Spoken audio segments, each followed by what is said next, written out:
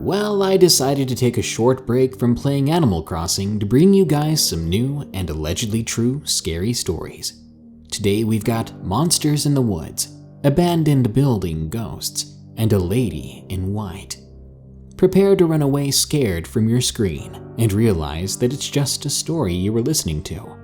Enjoy these tales, and be sure to send us your scary experiences at darkstories.org. Like and share this video if you want to support what I do. Believe it or not, everyone's home right now and views are actually lower for me, which means an awful lot of you listen to me while you work. Oh, and leave a comment below about the scariest local legend where you live.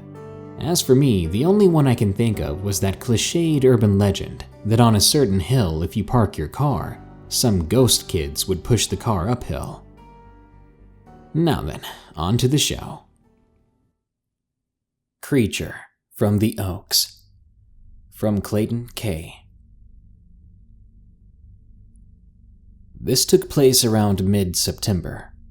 There had been an argument with my dad and me about something dumb that I can't even remember now. I decided to leave a note that only read "Gone hunting." Now that I think about it, it was a stupid idea to just write that and not fully tell anyone where I was heading to. I guess anger takes its toll when you're not thinking straight.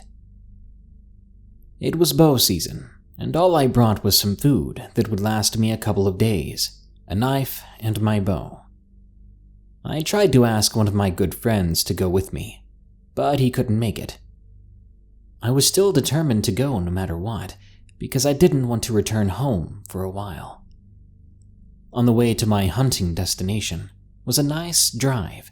I was able to clear my mind for a while, but that would soon change for what was about to come. As soon as I parked, I got my pack ready to settle out to a camping spot. I hiked about 5 miles in, and I found a perfect clearing for a camping spot. I prepped it, pitched my tent, and was ready to sleep before I went out to hunt. By the time I entered my tent, it must have been 8 p.m. This entire time, nothing felt off or wrong. There was no feeling of a threat at all. As soon as I dozed off, I couldn't help but wonder to myself, if something were to happen to me, would anyone really know where to find me? Cougars are quite common around Southern California, but as soon as that thought ran through my mind, I began to realize that the woods around me had gone silent, and all I was able to hear was my own breathing. But then, that was interrupted out of nowhere by a far-off whistle. I would have thought it was a person, but that was way too loud. I was thinking of going outside to investigate, but something told me don't leave the tent. I listened to myself, and what felt to be an eternity was only 5 minutes or so. When, finally, the wildlife started up again. I brushed it all off to me being paranoid. Soon I dozed off. I woke up to my alarm telling me it was time to set off for my hunt. I grabbed my pack, my bow, and then I set off. The hike to my spot was pretty unsettling. I started to think about what happened the previous night. I was trying to tell myself not to think about it, that I just needed to focus on deer. At long last, I made it to my spot, when, just like last night, every bird, every bug, every other animal around me went dead quiet. I knew this time that something was wrong. I was thinking to myself, this has to be a cougar, and if so, I have to be ready to fling an arrow. I stayed perfectly still, holding my breath, waiting for some kind of noise. Then it happened. I heard a stick break to the left of me, so I swiftly turned that way, and as soon as I did, I heard a noise straight ahead of me. The weird thing was, it was almost like there was more than one of them in the area, unless it was that fast. It seemed to be messing with me. I knew, and it knew, I was scared of it. I was thinking of what I could do at this point, but nothing came to mind. While I was panicking internally, I came to realize this thing was most definitely not a cougar, and I could smell something terrible. With a quick flash, I saw the silhouette of it right in front of me. I gasped, cursing under my breath. I kid you not. This thing attempted to repeat what I had just said. I was so horrified at this point. The only thing I could think to do was to fire at the thing. I managed to hit it right where I wanted to, but it only seemed to anger it. It looked to be about to lunge until I made one desperate act. I shot again before running to my truck. It was still very early in the morning, meaning it was pitch black out. On the way to my truck, I was able to see my campsite, and the tent had been wrecked. No matter how much I convinced myself otherwise, I knew that I could not run the entire 5 miles back to the truck. So I looked desperately for somewhere to hide so that this thing could not find me. I found a great spot in between some oak trees. I checked the wind in a hurry and realized the wind was hitting my face, so the creature would not be able to smell me. The woods around were still very quiet.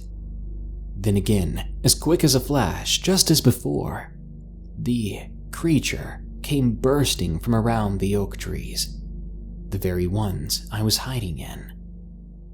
It looked around for a long time, sniffing the air, trying to get a scent of me.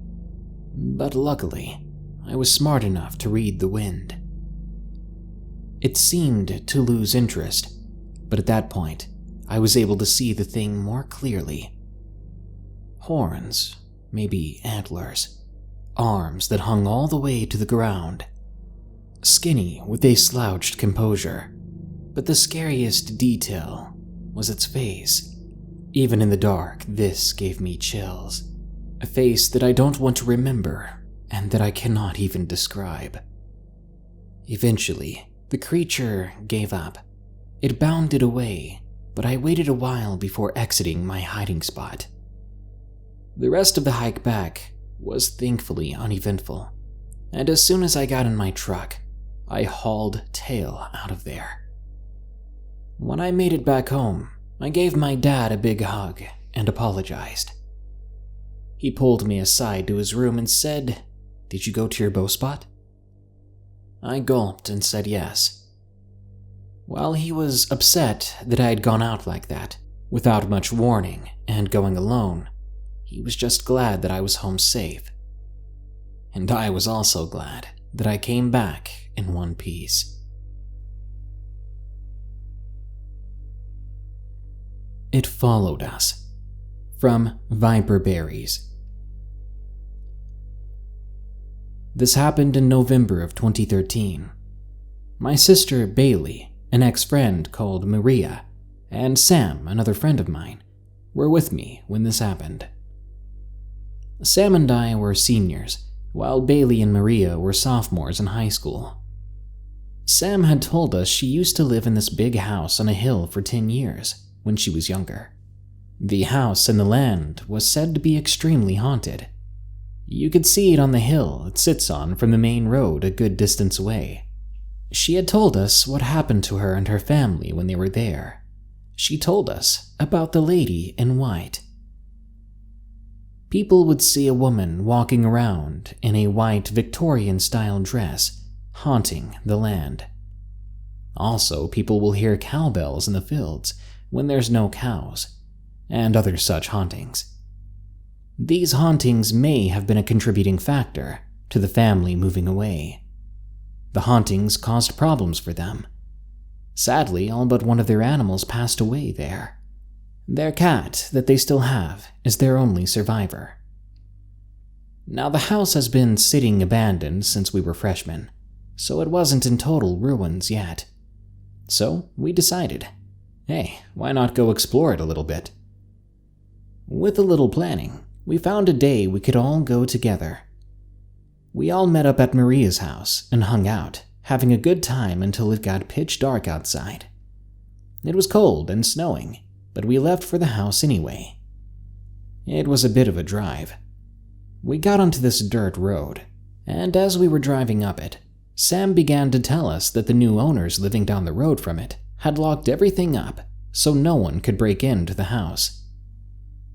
Once we got there, we saw it was a very big abandoned place with fields surrounding it, and a garage with its door a little more than halfway open.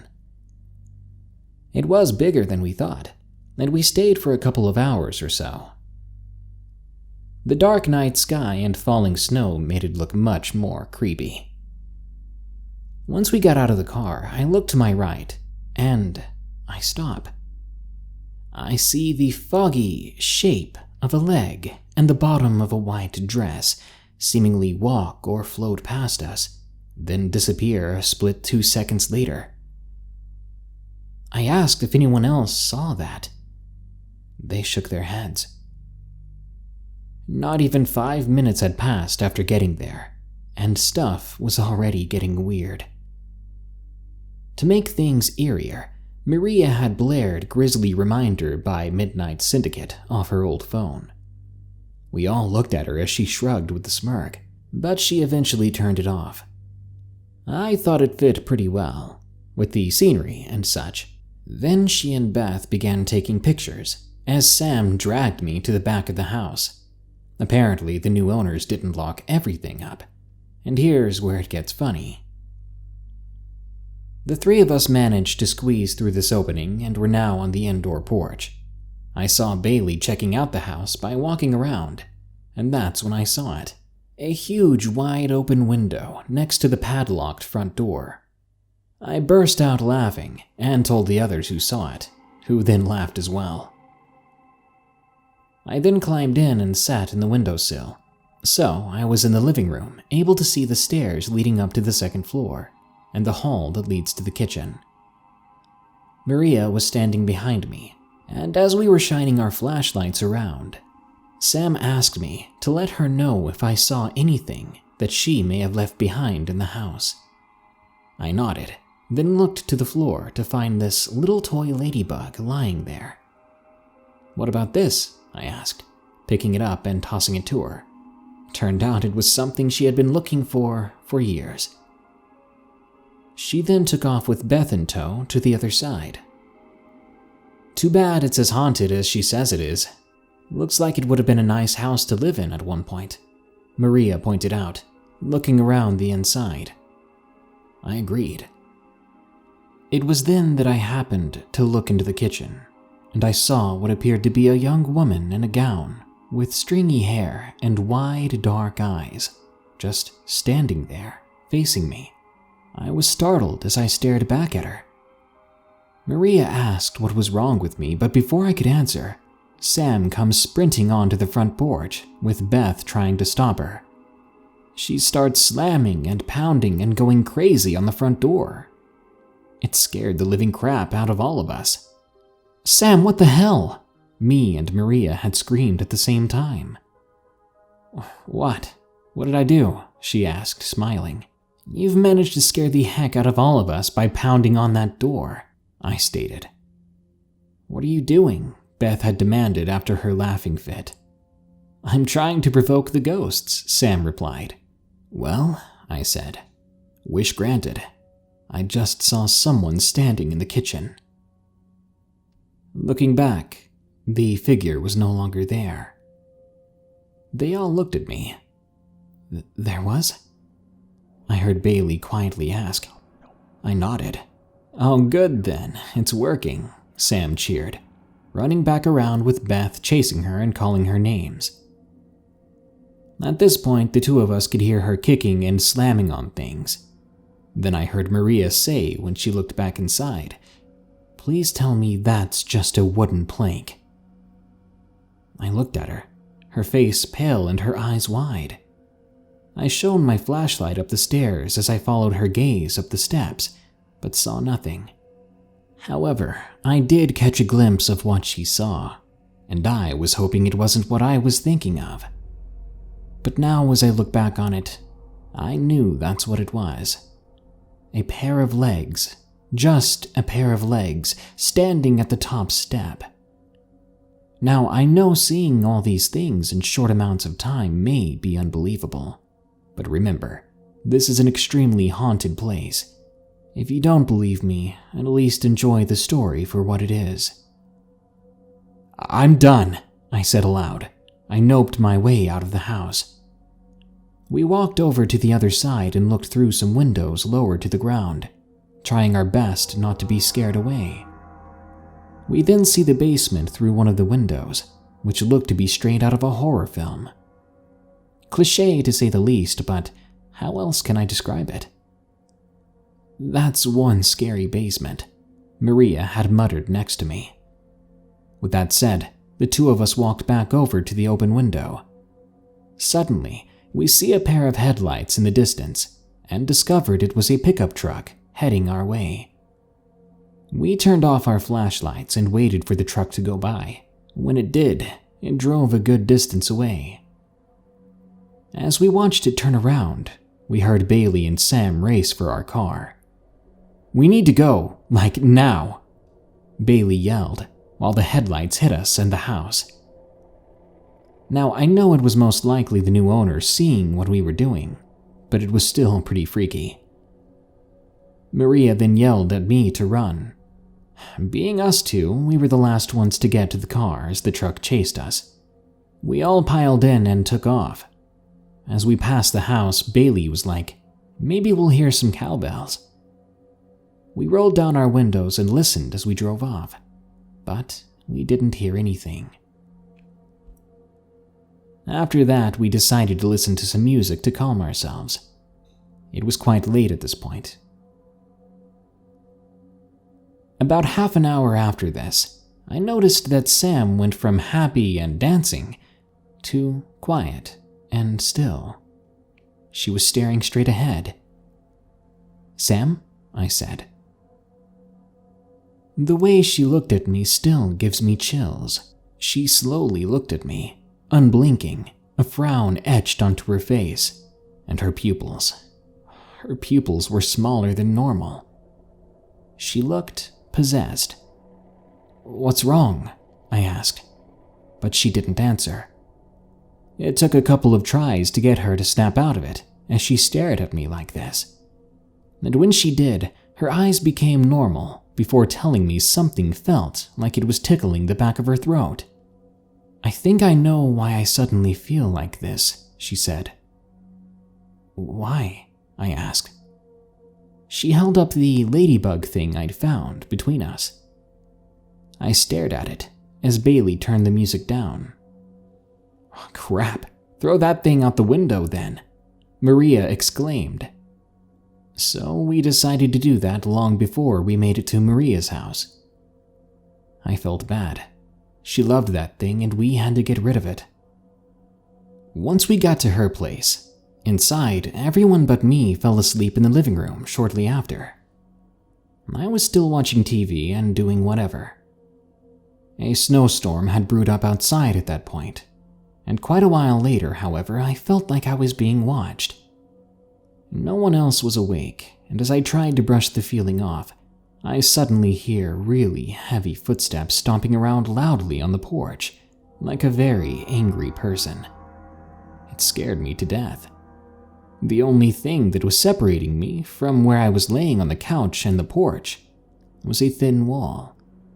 So basically, it was right behind me. I listened intently. I was too scared to yell for everyone else to wake up and was actually frozen in my spot. Minutes had gone by before I gained the courage to sit up and peer through the window curtains and blindfolds. I pulled them open, and as the footsteps continued, I saw nothing. I stared out into the dark, snowy night, still hearing this stomping. I was in shock for maybe another 30 seconds before I quickly laid back down, terrified. I tried my best to ignore it, which must have lasted about 20 minutes. I hoped that watching TV would help, but that was difficult. That night, the snow was soft, and the storm was quite mild, so I don't believe what I heard was hail or hard clumps of snow hitting the porch. The next morning, I explained to the others what happened. Sam looked like she felt bad for bringing us there, and it creeped all of them out. But it reminded us to look over the photos we took. Our best one is of a house shot, and there's something of what appears to be someone looking at us by leaning out of one of the attic windows. I wish I had the pictures to show you. For the next couple of days, weird, creepy things began happening to us, but never to Sam. Each of us would call her and explain. For example, our animals acted strangely. We heard scratching at night. We saw scratch marks on walls. We would see figures, hear voices, things like that. But after 2 days, it all stopped. A week later, one day at school, Sam came up to us as we were just chilling out in the halls during break. We had asked her what was up. She looked spooked. She tells us some days after our experience, her parents were driving by the house. Her mother had glanced at the garage and happened to see a pair of legs covered in a white dress dangling as if she was seeing the ghost of someone who had hung themselves. The rest of the apparition was obscured by the garage door. We haven't been to that house ever since. The Shadow Figures, from Caleb 36. I used to live in an apartment complex close to a very large golf course. When I moved in, I quickly became friends with many kids my age, including my neighbor, who we'll call Z. Z would go to this golf course and sell golfers back their lost balls that he collected from the very expansive woods on the property. We often would go to these woods to goof off, build bike trails, make forts, and other typical things young boys do when playing in the woods. We found a lot of cool but odd things in those woods, like an abandoned train and what seemed to be a few exploded buildings, with rubble and bathroom doors as far as 100 yards away from the buildings themselves, which were only foundations at this point. One day, we were showing 2 other kids who lived in my complex these woods. As we were walking through, sticks began to fall from trees in all directions, mainly at us as we walked in a loose pack. This was very weird, as there was no wind that day. As I turned to look at one of the others, named Z, I see a very thick stick, or small log rather, fly inches above his head. If it were an inch lower, it would have knocked him out. That could have caused a lot of damage. We all ran out of those woods not knowing what to think. Though we were frightened at the time, we were able to brush this off later. About a week after that, Z and I were back in those woods. This time, it was just us. After a long day of messing around in the woods, we were on a trail leading back out of the woods, and because it was a very hot day, now I sometimes wear shorts under my sweatpants. I was doing that day, actually, so I was able to take off my sweatpants without a problem. I remember telling Z as I did so, "Thank God nothing like that happened again," referring to the stick incident. Right after, I got the strangest, most fear-invoking feeling I've ever felt in my life. The hair on the back of my neck stood straight up, and I felt as if I were being intently watched. I turned around to see what was causing this feeling, where I find what I can only describe as a shadowy figure. Thinking about it still gives me goosebumps. About 20 yards back, a solid black figure is staring at me, so to speak. I know staring isn't the right word, because the thing had no facial features, only blackness, but I knew it was facing me. I knew it was watching. I stared at the slender, maybe 7-foot-tall thing with long arms that led down to hands with abnormally long fingers. Z keeps walking, having no idea that the thing is behind us. All of a sudden, It sounded like a tree fell directly to our right, and as I turn to bolt, I catch a glimpse of another black figure. But this one is shorter, way bulkier. Imagine the dimensions of a gorilla. Z finally notices. The two of us bolt out of there as fast as we could, running faster than I think we ever did in our lives before that. As soon as we made it out of the woods and back on the golf course, realizing nothing followed us, we began to laugh really hard. I mean, dying of laughter. I can only assume this was due to an adrenaline rush. After that wore off, I decided to go back for my sweats, as I wasn't and still am not a superstitious man, and I had made my mind up that I was going to find two kids laughing their butts off as they just pulled off the prank of the century. As I pick up my pants and turn to leave, I hear footsteps circling me, but I could not see what was causing them. So I jogged out of the woods and walked home with Z. I've been back to those woods and haven't encountered anything since, but I'm worried if these figures make an appearance again, they might do more than just chase us out of their territory. More Than Just a Ghost Story, from Ryan O. This took place in a small town in Alabama, back in the late 70s. I was visiting my grandparents for the summer, as I often did as a boy. My sister also spent part of her summers there and attended summer school, where she made plenty of friends and a few enemies. Sometimes guys would pay her more attention than they would to their own girlfriends. On this particular night, a hot and humid Alabama night, her friend from Atlanta was visiting us. My sister's accounts of how many girls she made jealous always ended with both of them laughing about it. But on this occasion, late at night, my sister decided to change the subject to an eerie one. She was good at that, especially because she loved reading books on the occult and sharing what she read with others. The three of us sat in a circle, listening to her in the calm, hot evening. An electric fan humming on the floor was the only sound in the room, save my sister's voice. The TV was turned off, and we kept only one lamp on because we knew it was time for ghost stories. My grandparents were asleep, and my mother was heading to bed, catching a few words my sister spoke about the paranormal, and told us she thought it was nonsense. This made us giggle. Then she called it a night. After we refocused our attention on ghost storytelling, my sister began describing to us a few scenarios of how creepy it would be if we were caught up in them, such as being alone in a house where a chandelier began moving in a circular motion on its own, then hearing a creepy spectral voice emit from it as it called out your name in repetition. Undoubtedly, she was right. It was creepy to think about.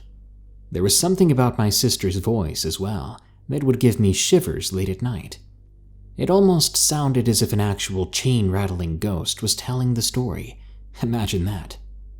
Her voice greatly magnified the creepy effect of a ghostly encounter. So she had my full attention.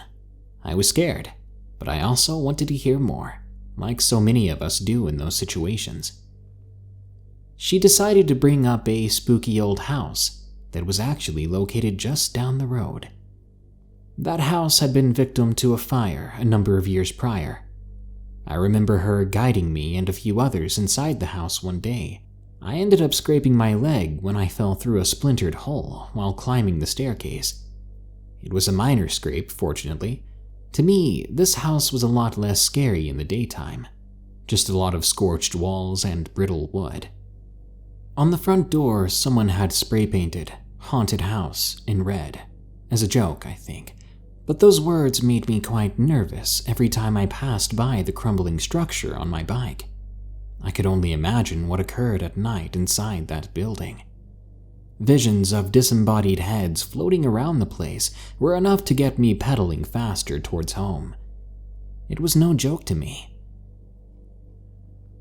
After the chandelier talk, she told us a story about these ghosts, which she said gathered around the house at midnight on certain occasions, chanting eerie words in a cult-like tone. Chants that sounded like diabolic moans. She said there were 13 of these ghosts who continued the ritual until the break of dawn, when they completely disappeared. Just as mysterious in their vanishing as their materialization at midnight. Of course, my sister's story made my spine tingle, as I'm sure it did her friend, even more than her uncanny chandelier description. It was getting pretty late, and we were pretty tired, so we all decided to turn in after this haunting tale, hoping to shake off the chills it gave us. My sister and her friend had the sofa with a fold-out bed in the living room, while I retired to a bed in my mother's room. The bedroom window was only a few feet away from me and was left open so cooler air could flow in, but only a window screen protected us from the elements outside. Moonlight beamed in, and a slight breeze rustled the curtains on both sides occasionally. As I slipped into my twin-sized bed, I was exhausted from the adventurous day, but still quite uneasy after listening to the ghost story revolving around the old house down the road. Nonetheless, I did fall asleep, until something awakened me. Eerie moaning sounds outside the open window. They sounded exactly like what I imagined the moans my sister described earlier would be, only more sobering because they were actually happening. They weren't too distant. As I recall, the moans were constant, waving in and out, and they seemed to emit from that abandoned house down the road. But occasionally, one of the moaning voices wandered away from its origins and moved closer to the open window, closer to me. Then it would eventually rejoin the others further out, almost like one of the ghosts was checking me out for a while, like it knew how afraid I was, feeding off my fear like some sort of vicious, spectral dog. My eyes were closed at this time, so I pictured a textbook ghost hovering outside the window, lifeless eyes, torn clothing, just waiting to get at me when the time was right. I was petrified in fear, praying these dreadful things from beyond would go away. I could only lie there in the bed, hearing my mother snore occasionally. She wasn't at all aware of these odd sounds. The only protection I had was the screen and a white sheet I had over me in the warm moonlit room.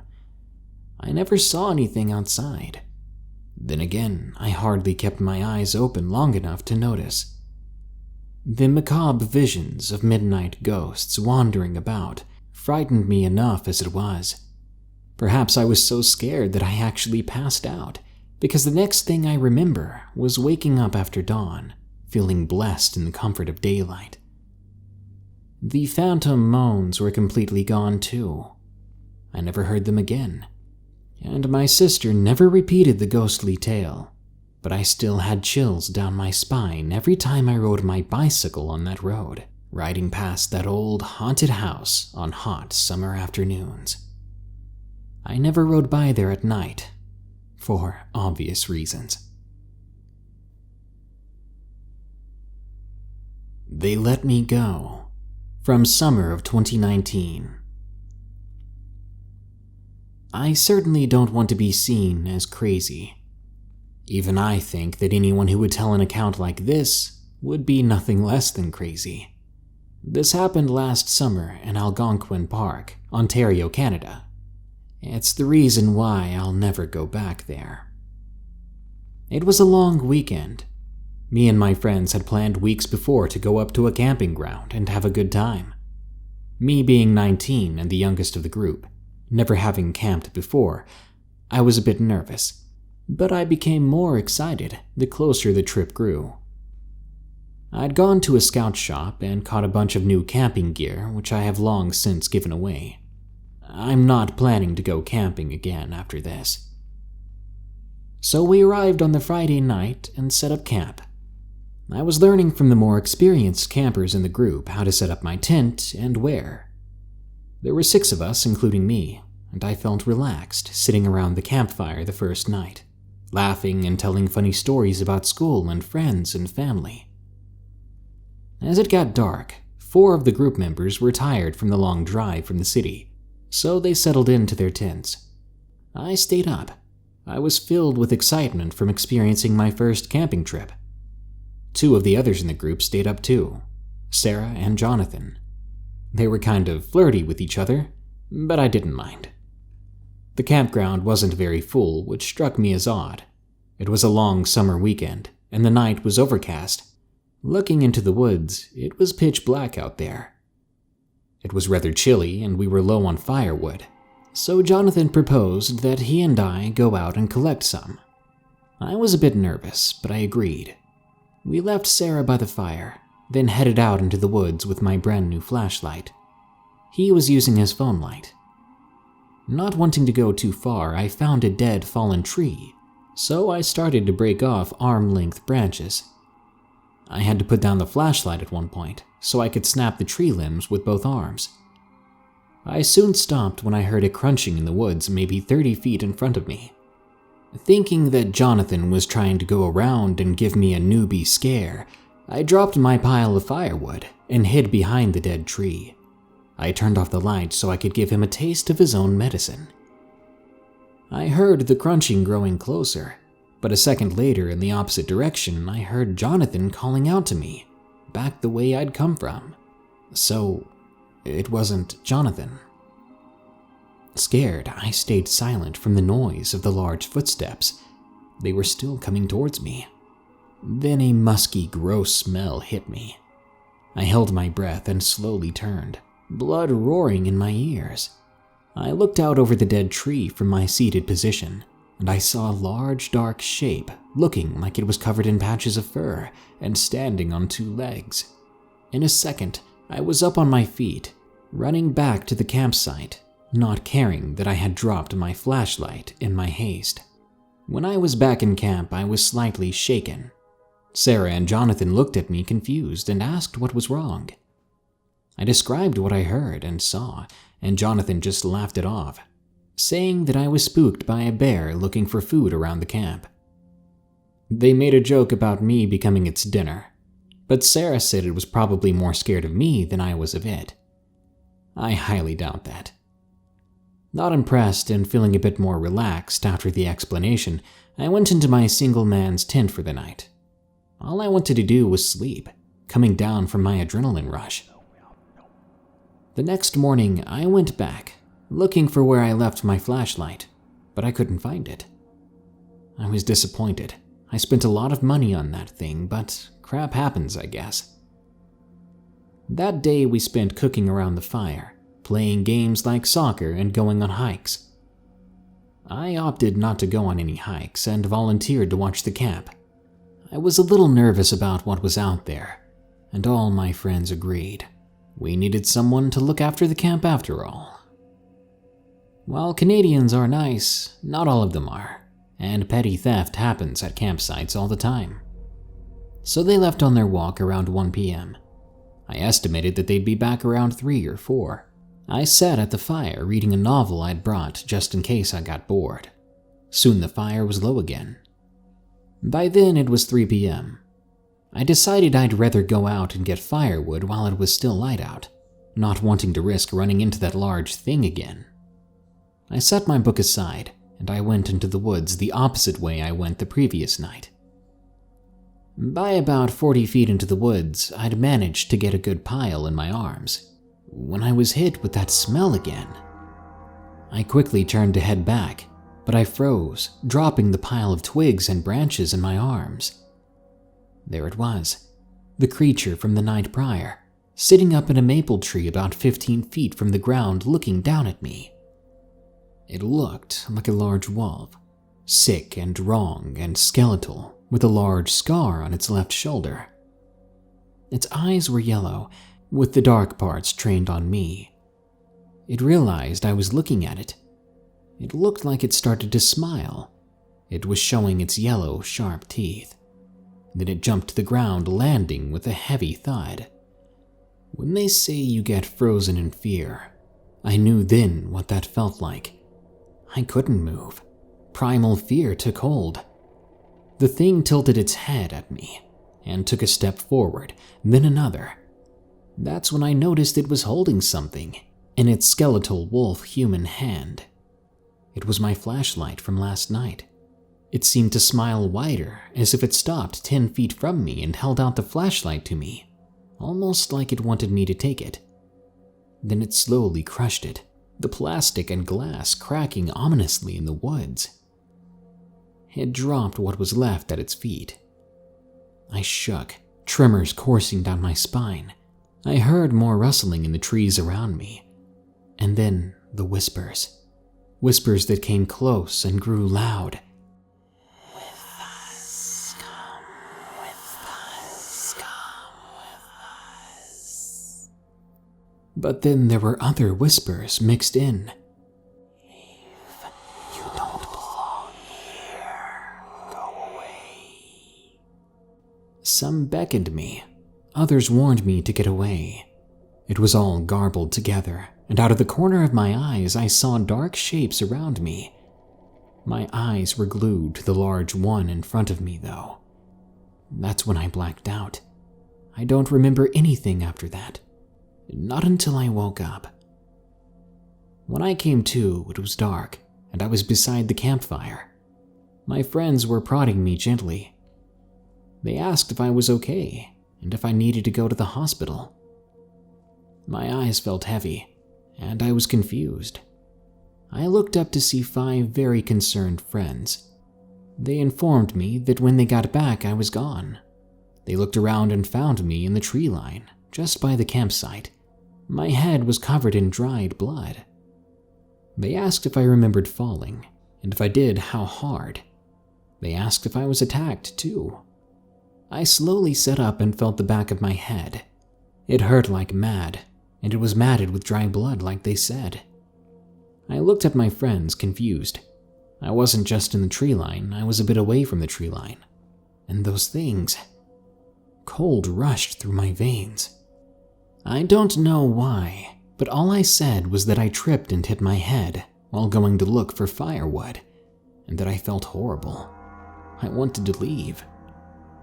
My friends nodded their heads, said they were already starting to pack up so they could take me to the hospital. They finished loading up the cars and truck. We left soon after, and I kept my eyes closed the whole ride back. I was too scared to see anything out the window for as long as we were still within the woodland areas. I didn't want to see those eyes staring back into mine. I'll never go camping again. I've learned my lesson that there are far worse things than mosquitoes and bears in Canada's woods. I feel like some of those creatures didn't want to do me harm, but others did, and I have no idea why they let me go. Who knows for sure? I'll never find out. In fact, I don't think I'll ever feel the need to even want to find out. Well, that's all for this episode. Thank you all for tuning in. I hope you enjoyed today's show. Be sure to like and share this video if you want to support what I do. If you have a story of your own you want to share with us and possibly have it narrated, you have to submit it at darkstories.org first. Also, be sure to check the links in the description for other ways you can support us. Until next time, here are the credits to my patrons who continue to donate or have donated in the past. They're pretty awesome. Remember, stay safe out there and stay creepy, because this world is a strange one.